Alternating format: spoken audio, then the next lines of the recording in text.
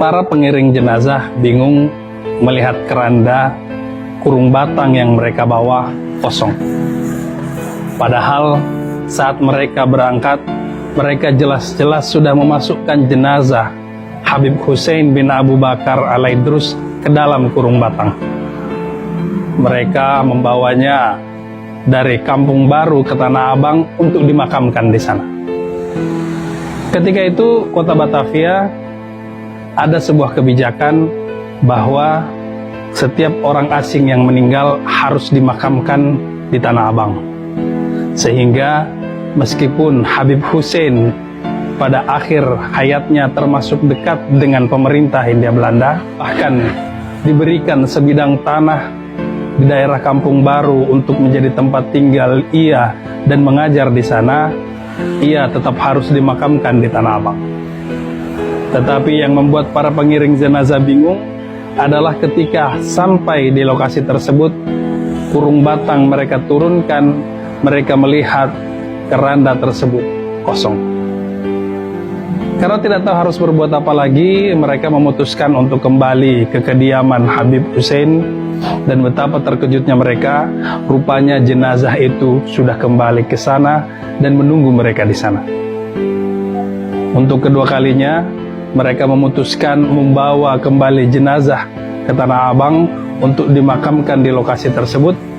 Tetapi hal yang sama kembali terulang, jenazah tidak ada di dalam kurung batang, sehingga mereka berpikir jangan-jangan jenazah itu kembali ke kediamannya di Kampung Baru.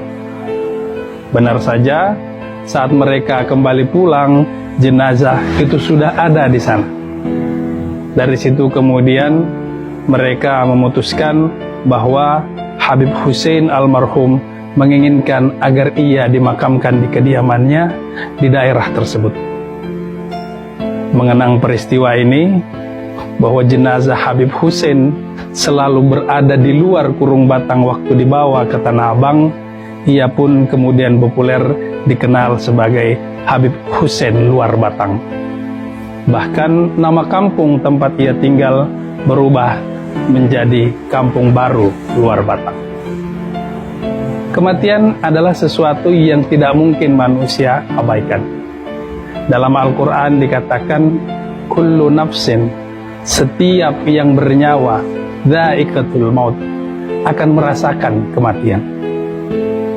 Rasulullah SAW sebelum meninggalnya bahkan memberikan nasihat kepada para sahabat yang hadir waktu itu.